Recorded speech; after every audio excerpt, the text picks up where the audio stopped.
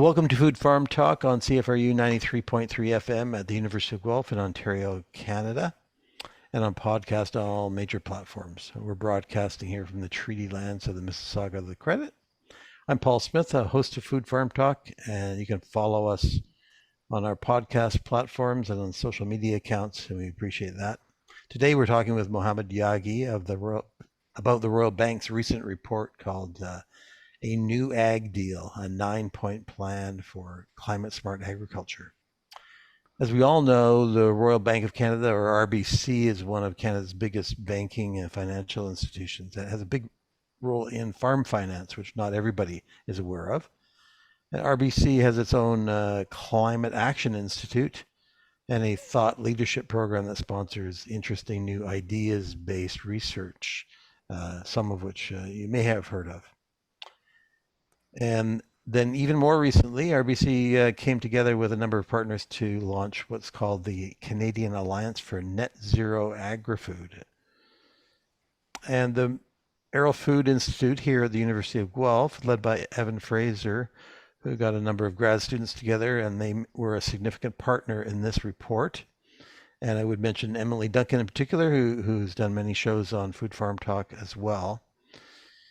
And it presents a lot of really interesting ideas about how to use innovative policies to help farmers reduce their climate impact and also adapt and build their resilience to climate change. So we're happy to have Mo here. He's the Agriculture and Climate Policy Lead for RBC, and for him to talk about this report. Mo and I met at a wonderful local food and culinary event out at Thatcher Farms in nearby Wellington County here on a nice sunny early October day. It's a little colder than it was then, but we can still talk about good food and agriculture today. Morning, Mo. How you doing? It's great to be here, Paul. I'm doing great. Thank you so much for inviting me. Great to be here. Yeah. And it really was a lovely venue. I've been, coast to coast this past year doing presentations all across Canada. And I have to say that venue was honestly the best in terms of just the scenery, just the cornfields just going on forever. So I think it was a very symbolic place for our meeting. Yeah, it was great. And so kudos to Wellington County and the Culinary Alliance and various partners that put that together. It was really quite brilliant. And so maybe let's start off with just to give people a sense of the broad strokes of what you propose in this report, the 9-point plan for climate smart ag. So kind of the elevator pitch, so people get the breadth of it in a short spurt. Yeah. Yeah, absolutely. So this is actually the last report in the Next Green Revolution series that we've been publishing over the past year. This latest one, A New Ag Deal, reflects the ideas and policies needed in order to ensure Canadian agriculture continues being a global leader in climate smart agriculture and continues being resilient amidst growing extreme weather events. Again, the report's called A New Ag Deal, a 9-point plan for climate smart agriculture, is a culmination over the past year of our efforts talking to over 500 producers across the country. And we gathered many of their thoughts and ideas and wanted to put together a plan of action for the country in order to take advantage of our lead, but continue growing the sector because it is so critical to Canada's economy. Yeah, absolutely. So RBC's done, as you've alluded to, a lot of work on agriculture and climate in the last number of years. And maybe we can talk about your particular role in it, what your background is a little bit, and the team that you work with. And then I guess underlying all that is why RBC has embarked on this agenda. I actually oftentimes get that question, and I actually love it because it gives me the opportunity to A, start talking about myself, but then B, talk about RBC's role in all of this. So just in terms of my own background before joining RBC, I have a long history within the agriculture sector, was selling fertilizers across the country, but also had my own ag tech startup called Raker. It was it was a technology focused startup where we try to make energy efficient farms. We had a little sensor that we put it onto, a circuit breaker. It was really cool. And in addition to that, my first job was selling agrochemicals across the Middle East. And my family still has a farm in Lebanon. So my whole life's been, revolved around agriculture. And in this role, I've been in it for about 11 months now, but it feels like we've done so Hmm. much in that short amount of time. Hmm. But what really drew me to RBC was its mission, and it's, beyond the bank. When we look at, you know, when RBC specifically looks at agriculture, there's three main things. The first one being, first off, it is imperative. Agriculture is imperative to the Canadian economy. If agriculture wins, Canada wins, and by effect, RBC wins. And it's so important to our economy because, first off, it exports over $92 billion of food globally to over 200 countries every year, which is critical to our balance of payments. Secondly, when we look at agriculture and in terms of what our national identity and how it's built, and I've had the honor of going coast to coast this year, talking to farmers in rural and urban communities, in in a weird, in a great way, seeing the farms that connect our cities together really weave together this Canadian identity, I believe. And it's an amazing thing to see across the country how, even though, a lot of the cities are close to our southern border, agriculture is this one national unifying fabric across the country that Hmm. creates and helps shape our culture. And then lastly, um, from from an innovation standpoint, agriculture is such an imperative part of the economy that if it's not innovating, then Canada isn't innovating. So overall, those 3 points are really the main focus of why RBC is so invested in agriculture. And of course, the bank supplies, banks across the whole supply chain. But it is really Hmm. imperative to RBC to see the ag sector not only continue to grow in its production, but also be able to decrease emissions as well. And there's a part of that story that sometimes doesn't get told. And, I've had this conversation with many farmers across the country. Farmers are doing a great job when it comes to sequestering carbon. Um, and it's about how do we provide the opportunity for them to be paid for their public good, because you look at other parts of the economy, they're getting paid for, this transition to, decarbonize. What I see in an ag, it's we need to carbonize because we need to put more carbon in the ground, but producers need to get paid and recognized for that as well. Yeah, yeah. Well, sounds like a good journey you've had in creating this report, and you provide a Yeah. good segue into the the next question about credits and so on. And we're going to nerd Yeah, out today on ag policy. That's part that what this program let's does. We're This both. is my favorite thing to do. I'm the Yes, only ag guy exactly. in the office, so this is like my therapy right now. That's great, actually. Yeah. So the report talks a lot about carbon credits in agriculture and how to make Yes. them happen. And as you know, Yes. carbon credits have not really taken off in Canada like they may have in a few other places anyway. And they have many detractors for a bunch of reasons. So maybe you can describe why you emphasize those carbon credits and the benefits you see for that kind of approach. Yeah. Yeah, I'm going to start off by, just telling everyone about an interesting data point I saw the other day. When I looked at this recent Statistics Canada survey of so it's a business management survey that they conduct every quarter across the country to look at businesses and how they're performing environmentally. What I see is it's actually incredible.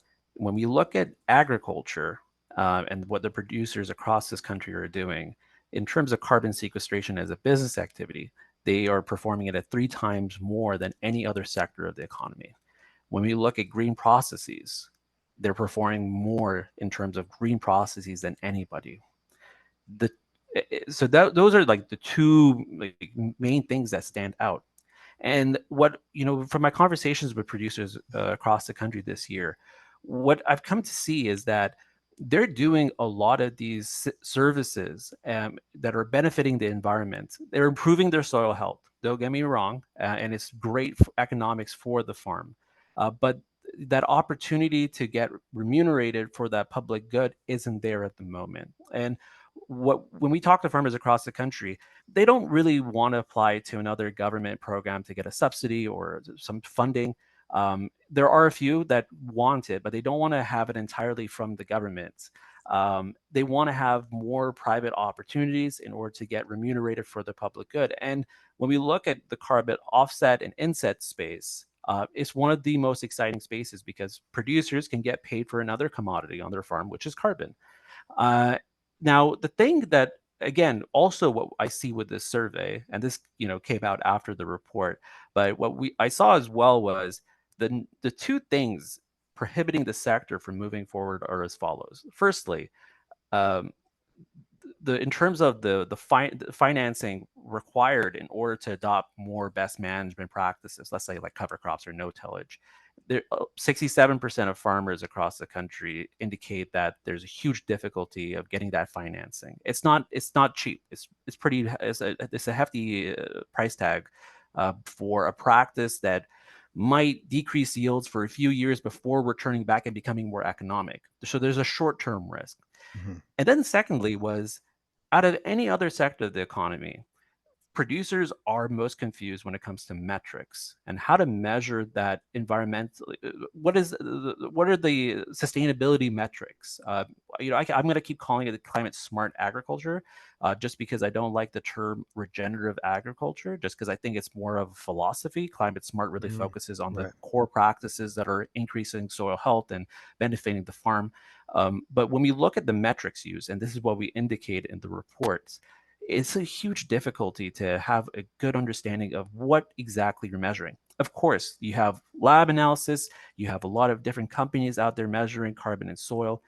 Don't get me wrong, there's a lot of measurement tools out Technical there. challenges. But Yeah. when we look at the specific credits, we need to get to a place where these credits can be scientifically sophisticated to a Hmm. very minute point. So when it comes to sampling, for instance, soil sampling, on my farm, if I were to do it, I go to a few different plots, take 6 inches, mix it together in a tray, and I hope that I can get some results. I mean, when we talk about credit, the measurement aspect has to be very detailed on the farm to as much Hmm. as you can possibly get, and that's what really defines the value of a credit. So what we're proposing is an approach uh, to a measurement reporting verification framework that can be adopted across the country. The challenge we're seeing right now is that there is a lack of um, there's a lack of communication from different levels of government as to what they deem appropriate. And this is important because when I talk to the carbon trading desk here at the Royal Bank of Canada, and they've been set up since 2006, and it's an incredible team, they tell me that investors around the world are so interested in Canada, in the credits that come from Canada, especially from the forestry and agriculture sector, but they're a little scared of investing because there's no regulatory framework that's going to Right. protect their investment. So there's no rules. And it's not only for the investor, but it's especially for the farmer. Farmers aren't really being told what are the guidelines, what are the guardrails essentially. So that's what we are trying to do with this first recommendation of the measurement reporting verification Right. framework. It's to enable confidence in the development of any market here in Canada through voluntary offsets or through carbon insets that I'm happy to explain. But essentially, it's to really get producers across the country remunerated, paid for their public good. Because we see it in every other sector, but not especially in agriculture, unfortunately. Yeah. Yeah. And the credits, it's complicated because there's a voluntary and then there's the not yet materialized Compliance. compliance.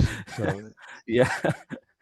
but sticking with the credit idea, we have you Mm. have a fair amount about methane, uh, and soil carbon as you've talked about already, and maybe not quite as much about nitrous oxide from fertilizer use and so on. And so you got those Yeah. three sort of bundles. Maybe you can talk about your approach to the. You talked a bit about soil, but how about for methane and the fertilizer side of it? Yeah, absolutely. So I guess the ethos here is when we look at what is being described in, especially in the US, as ESG, environment, social, and governance, these metrics. Um, Unfortunately, there's a component missing sometimes, which is the economic lens. So our approach to this, with our conversations with many producers this year, has been, when I even talk to producers, and I want to really reach back to those first stats that I mentioned at the beginning. Producers are already doing a lot of what is needed to be done. It's just sometimes they just don't recognize that they're already doing it. It's Mm-hmm. so natural for them that they don't see it. And one of those things that they're not seeing is getting, financially rewarded for it, which is a disappointment. Mm-hmm. So when we look at methane, for instance, if we are to undertake a huge initiative to help install biodigesters across the country, they're an expensive investment. On average, I'm going to say it's $1 million to even install it. And in order to continue putting enough manure into it is another thing. But how do you make the economic case? What's the business case for producers? And the ethos of this paper also came from not only from our conversations with over 500 producers across the country, but it's also looking at what other countries around the world are doing. When we look at what's happening in the United States right now, they've invested $19.5 billion through the Inflation Reduction Act, Mm-hmm. which Yep. barely mentions any inflation. it's Yeah. focused on, it's focused Climate. on a lot of different things, but barely any inflation. Mm. If talk about a Trojan horse, right? That sounds But good. sounds good, right? Mm. But also looking at the farm bill as well that's being negotiated in the House there, it's $1.5 trillion. When we look at different countries, China, Australia, um, even the EU with its 7-year plan of 327 billion euros, just focus on sustainability in agriculture and promoting climate smart agricultural practices and rural development. When we look at Canada, Canada lags far behind on that, even though we are among the world leaders in sustainability. So when we looked at this report, again, there's no carrot. So what's the funding from government to help incentivize the adoption of different practices? There isn't really anything right now because we do lag major food Mm-hmm. exporters. When we look at regulations, the stick, it's not really, we don't have that in Canada at the moment, and that's a whole different conversation. But when you Yes. look at the EU and why you see some progress, there's a lot of regulations there right now. Yeah. There's a huge conversation about how those regulations came about. It's not necessarily from the farmers, but and I think there is a lot of, even though you see adoption or different farming practices being adopted, it's not all for good. It's been impacted through a myriad of different factors outside of the farm, which is unfortunate. But when we look at Canada, what Canada really needs to do is look at the business case. How are we going to help producers make an economic case to increase their adoption of different climate smart agricultural practices? Because the short term risk is there. But the long term benefit is fantastic for producers. So it's like, how do we basically put a financial incentive in place to help producers get over that bump of like the first 2 years before Mm-hmm. their land Yep. revitalizes and is producing even more. So Yep. that's how we really approached it at first. And when we looked at uh, carbon, I mentioned about carbon credits right now. When we look at methane, again, it's looking at these biodigesters and how do you make it economically feasible for producers? It's going to come through what we see in the country through an investment tax credit, like we're seeing through the Inflation Reduction Act in the US, for instance, or it's going to come through, or it will come through a blend mandate, for instance. What we see in British Columbia and Quebec is a mandatory use of renewable natural gas, which usually comes from biodigesters, Right. in, to the grid. So producers are getting paid for that energy production. So Mm-hmm. there's a market for them. So essentially, there is no market condition for them in large parts of the country right now to help them adopt these different initiatives. When we look at Yep. nitrous oxide, I'm going to answer the question now. I went across the It's country, around the controversial. world, and now when we look at nitrous oxide, we see a lot of progress with the 4R practices that are being adopted across the country, which is fantastic. We see NERP protocols getting adopted, again, fantastic. When I talked to a lot of farmers in Eastern Canada, they expressed a huge irritance to, the tariff on, for nitrogen fertilizer from Russia. They're paying extra on top of a Mhm. lot of different taxes. That's a whole different conversation. Indeed. But essentially, when we look at what's the best economic opportunity, we see a lot of really fantastic companies in rural regions of Canada that are developing some innovative solutions like biological solutions like biostimulants, biofertilizers, even innovative fertilizers. And what basically, to reduce nitrous oxide, we need to increase crop health and increase how much nutrient crops can absorb. And sometimes that, the use of synthetic fertilizers over a number of years can increase soil erosion, unfortunately. But what we really wanted to emphasize here is we found this two-in-one solution where we can benefit producers across the country with access to more affordable fertilizers or use of fertilizers. But there's also these companies that are emerging in rural regions where they depend on being in rural regions because of the resources and the raw resources that are available to them. Mhm. So it was like a two-in-one solution where we could decrease nitrous oxide, but also increase and develop an economic case for rural regions as well, where biological solution companies, like especially biostimulant companies that use kelp, for instance, can benefit from this new approach. And we see around the world that biological solutions are being used. And I know there are, trust me, I've spoken to a lot of people in Western Canada. They're still trying to wrap their heads around the whole thing. But when I used to sell fertilizers, one community of huge interest was actually in Alberta, and these communities oftentimes used a lot of kelp in their farm production. It was surprising to me. And it's a really interesting story because it's just like I wouldn't expect them to use it.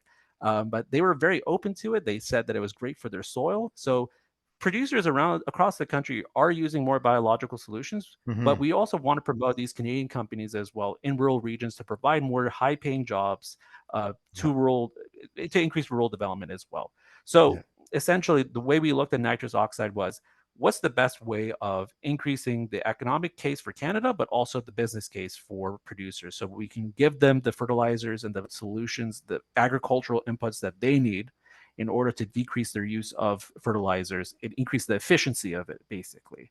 But at the same time, is there a way of increasing or creating an economic case for it as well by enabling these companies that we see across the country, like Acadian, for instance, get it on the front foot further as well in the space, because it is an emerging space.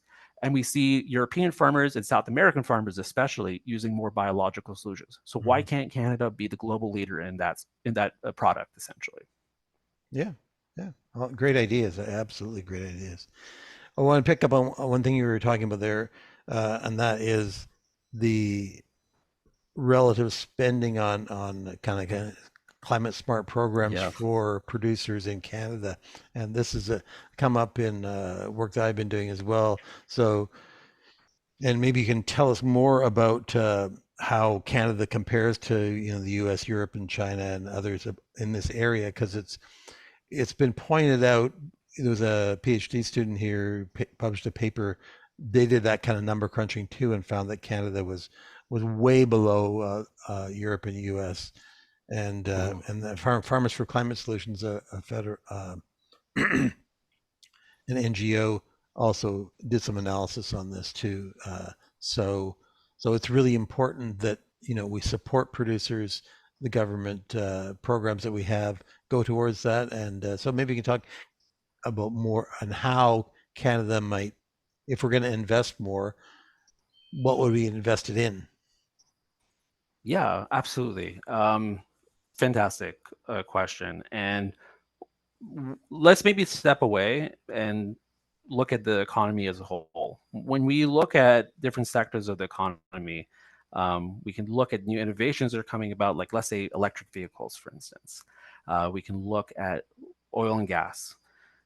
Every part of the economy needs a different incentive in order to reach the national emission goals that the government has set. So these are goals that have been signed on by the federal government at multiple conferences over the past couple of years, and them declaring that this is our goal by 2030. And they're mandating companies across the country to help them reach this goal. So when we look at agriculture, and this is one of my passionate points that I like to get to, because I believe that when you look at national emissions, the story is oftentimes being told to producers across the country that their practices are contributing to emissions. What doesn't get told is the removal aspect of that whole story, which is how much are they actually sequestering, which is unfortunate because it's an easy win for the country. Producers Hmm. across Canada are helping increase carbon sequestration. They're removing this carbon that is in our atmosphere back into the ground, that is contributing to healthier soils as well. Unfortunately, that story isn't being told at the moment. I don't. I think people. I hope that I'm singing to a lot of people's tune when I say this, because it is something that is like deep, something I truly believe in. Producers aren't getting recognized for that effort and how much they've been doing. And the, before this whole conversation of climate change, producers across the country have been doing it for decades. I mean, we look at no-till in Saskatchewan, for instance. We look at cover crops in Ontario. I mean, this has been going on since the very beginning, essentially. But when we look at the initiatives focused to help producers get over what I termed earlier of this short risk, of this little bump where yields Hmm. might decrease because of a change in practice, there's not a lot of funding assistance there. Again, it's not all about funding, but it's really about, if we're going to be continue to be global leaders, we have to look at it proportionally. So what we did is looked at funding from the United States, funding from the EU, China, and Australia as well, when it comes to, first off, total funding, or what we define proportion of farm revenue from government programs. So it's any, like, let's say agri stability, for instance, any sort of program farmers are a part of. How much do they get from the government? And what we see across the board is um, farmers in the U.S. tend to get 12% of their your revenue from the government. The EU is at 18%. China's at 16%, and then lastly, Australia's at 3%, while Canada's at 10%. So in terms of that ratio, you can see a little consistency. But when it comes to climate funding, that's where we see Canada truly lagging the rest of our peers at 0.5%, as opposed to the US's 1.7% and the EU's 1.8%. And I know I just threw out a lot of percents to your Yep. audience, but Thank essentially you. what this is, what I'm trying to say here is, essentially, when we look at what the government wants farmers to do and what they say, there's not a lot of funding towards these programs. So, especially for these climate smart initiatives, you can't expect producers across the country to just self-invest in these programs. They're not cheap, and there's a lot of risk to it. I mean, when we look at Hmm. technology that's coming out today, and you want to finance a new piece of equipment, there's a risk to an attachment, for instance, being obsolete after 4 years because the technology keeps on growing. So there's a risk there to producers where they're purchasing a really expensive piece of machinery. They may not be able to sell on at an affordable price or a cost-effective price later on. There's that risk as well, where it's in terms of the practices on a farm. It may take 1 to 2 years to reach back to those previous yields and more. So what is, the government has talked a lot about helping, or talking about, initiatives to increase climate efficiency, climate smart agriculture in Canada, but there's not a lot of programs to help with that assistance. And oftentimes these programs, from my experience, from what I've seen and spoke to producers about across the country, they have very short windows as well. You'll be notified that the program is going to be online tomorrow. So how do you plan for that, essentially? And I can list a few programs that happened recently. Yeah. And then there's an oversubscription of programs as well. So you may not know for a couple of months if you're getting that funding or not. But there's also, you need to do a lot of planning. So there's a whole array of different obstacles that producers are facing, Yeah. but they're not getting that funding, access to funding easily, and they're not even getting the funding itself to implement these practices. So that's what we try to do with this comparison, is to show, okay, Canada wants to be a leader in climate smart agriculture. Fantastic. And if the government but is the government really supporting it? We're not seeing that at the moment, which is Yeah. the part that distresses us. Because again, as a bank, we believe that agriculture is a pivotal part of our economy. And if agriculture isn't successful, we as a country aren't successful either. So that's how we try, that's what we looked at when we started Yeah. crunching the data, and we saw that Canada's lagging our peers. Yeah, it's good, and you hit on the program design part too, as well as the actual amount of money and how they're structured to, because Yeah. that's kind of leads to the other point about, kind of the early adopters, and you have some recommendations about that too, so that we know that innovative early adopters are the ones who start the process of, you know, popularizing new farm practices that are good for the environment or economy or both. And but then they often complain that they have to do that all on their own dime, and they don't, and the incentives are really directed at the people that come behind them, the later adopters. And so you talk about how to switch that around to harness the power of those innovative early adopters and help them create Yeah. more change, right? Yeah, absolutely. So again, this is one of my favorite recommendations, because it came to me during a walk, and it was also like Mm, inspired by a conversation I had. So it was just like about putting all the puzzle pieces together in a way. So of course, early adopters need to be recognized for their contributions. They've been doing a number of practices for a long time, and when we're talking about incentivizing new producers who are adopting new practices, a lot of early adopters, as you said, right now aren't getting those financial benefits, which is disappointing. But it's also, it could be a risk as well. Not saying that every farmer is going to go out and till their land, but there's a risk of that as well. So we don't want to send out the wrong incentive as well. So with this idea that we put together, it's looking at what we can do using technology that is currently being developed at the University of Guelph, called backtracking.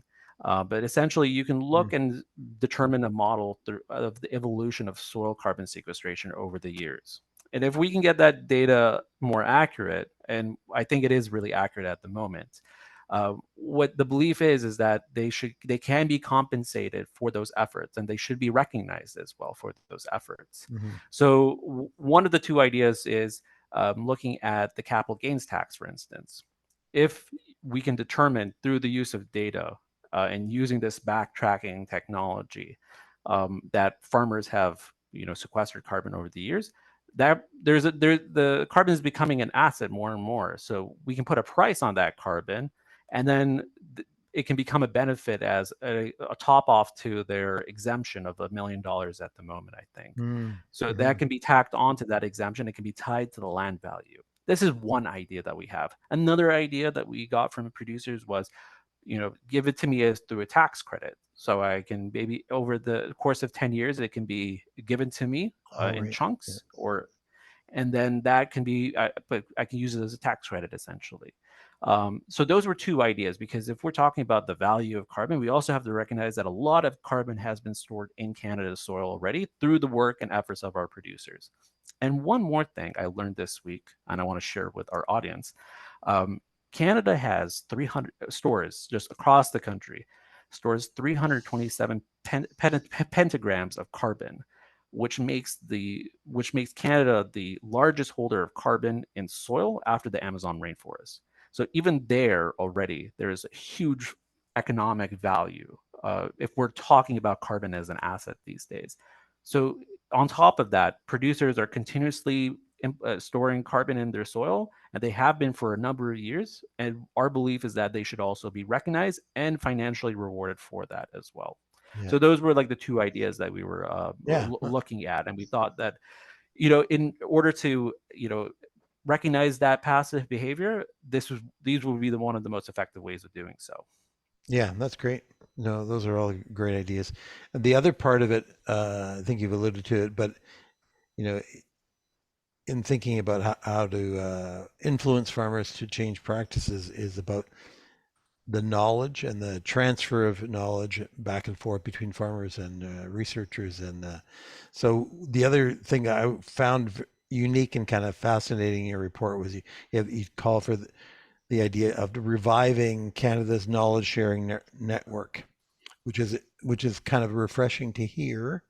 Uh, and listeners may not know, but over the last few decades, provincial and federal governments have been cutting back on funding for agricultural research and that kind of extension advice to farmers that provides them with ideas about how to change practices. And so that's including work done here at the University of Guelph. So that's been happening.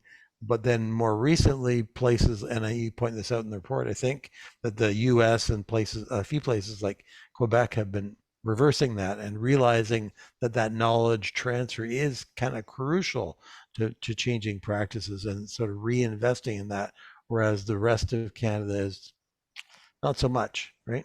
It's just holding Yeah. the best you can hope for is we're holding the line and not, and that's, like Alberta continues to cut back recently. Yeah. And so maybe you can talk about what you'd like to see in that area. Oh, where do I begin with that question? Because again, pet it's peeve. it's big. So yeah, it is big. I'll give you one story of how I encapsulate my whole experience with this idea of extension services. Over the years, as you said, Paul, we've seen a reduction in extension services and budgets across the country, especially Alberta. Um, I have a tradition now. Whenever I go to Alberta, I call what they replaced the extension service with a hotline, and I call that hotline, and I never get an answer. So I think that should encapsulates the whole story of my experience with extension services. But in essence, there is a lot of value with education. When I say education, it's really like this direct access to knowledge. And I'll tell this through a story. Um, During when I was operating this startup called Raker, the ag tech startup, um, we had operations in Idaho. And when I talked to dairy farmers in Idaho, um, they often had their extension service member on speed dial, and they would come out to the farm immediately, give them the best tips, what are the newest innovations as well. And in Canada, when I speak to producers, we don't have that story, unfortunately. I have to recognize that there have been a lot of efforts by private companies, and there's consultancies that are very fast and adaptive and agile, which is fantastic. What I think is a good system for Canada, considering the market needs as well. We need to implement and blend it a bit where there is enough government support for these extension services so that producers have easier access to knowledge providers, so that if they have any questions about the best approach to a certain practice, they can get that information immediately. And then alternatively, if they want to pay for a private service, we're seeing this in Nova Scotia, for instance. It's a bit of a blend at the moment, and the private consultancy of their extension services pays for the entire agency essentially. So it pays for itself. So you That's can cool. see there is like a lot of benefit there's even like a market for it. What we often hear is when budget cuts are announced, is that oh, no farmers are using it. No, they use it. They need it. It's just been I think maybe the approach to it needs to be different. Maybe it should be a little bit more mobile. It should be a little bit more direct. That's what we heard from producers over the past year. But essentially, having that access to knowledge is one of the biggest barrier. Not having access to knowledge is one of the Yeah. biggest barriers to adopting more climate smart practices. And it's really imperative to have that return, because it's one of those things where it gives farmers more confidence in what they're implementing, gives them more access to new ideas and innovations that are out there as well. And we need to build, it's great to have producers, but producers also need a network of advisors and knowledge brokers, I guess, if I can call them that, essentially to give them the best source of information to help them increase their profitability.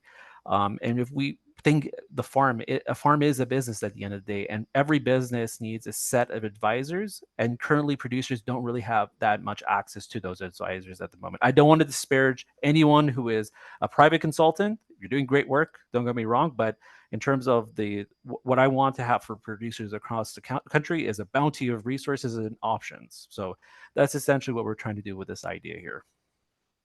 Yeah, that's great. Appreciate that. That's people need to hear that. So why don't we finish up with a question about it's kind of the new development. I think it happened since the report came out. Is Yeah. this Canadian Alliance for Net Zero Agri-Food that RBC is part of with I think Loblaws and a number of other organizations. So it's brand new. So maybe you can talk a bit about what it is Yeah. and what it's planning to do in the next few years. Absolutely. So, I had a few clients at the bank who are producers get scared when they saw this announcement, unfortunately. Yeah. Well, what we're really trying to do is we are trying to make sustainability profitable. We recognize the huge opportunity for producers to take advantage of the tool of what they have on their farm. We're trying to mechanize it. So, to point one of the MRV framework and to the methane solution that we have about biodigesters, we're trying to, with a series of allied companies that include, of course, RBC, Nutrien, McCain Foods, Maple Leaf Foods, Loblaws, and the Boston Consulting Group, with support from the Arrell Food Institute and Natural Step as well, and the University of Saskatchewan. We are trying to develop solutions that are going to make sustainability profitable and economical for producers across the country, because we are seeing too little action on a national level. So these companies came together, including RBC, to say we are going to put a plan in place in order to incentivize the sector to help them profit from sustainability, because there is a huge opportunity. When I talk about sustainability and I see what is on the horizon, I see this as one of the biggest economic opportunities in a generation for the ag sector. We have to see this as an opportunity and not necessarily as a threat. And even though I understand that the story that emerged was focusing on what producers aren't doing, like it's changing now. It's the story is really focusing, and some of my work, what I'm focusing on is focusing on what producers are doing, because they're doing so much and they have to be compensated for that as a public good as well. So Mhm. that's the mission of Kansa. It's to Okay. spur action throughout the supply chain. And we had a conference recently where a member of Nutrien very nicely put together on a stage a panel, and basically everyone from the supply chain was on that stage, from farmer to grocer. And it was amazing to see, because you just saw the whole supply chain work. And that's what we need. We need supply chain action on a whole national level. And that's what we're trying to do here with Kansa. Yeah, that's great. Okay. Well, thanks, Mo. Thanks for coming on the show, and we My look forward. pleasure. Yeah, it's good. Good to be able to drill down into all this stuff and have a good Yeah, conversation about it. And we look forward to hearing more about absolutely. your future work with the Alliance and with RBC and so on, and keep stimulating people's thinking. And thanks to all the listeners on CFRU 93.3 FM in Guelph and on the podcast. And you can check out the links in our show notes and on social medias to find out more about Mo's work at RBC. And please tune in again next week and every week for another episode of Food Farm Talk. Thanks very much. Thanks, Mo. Thanks.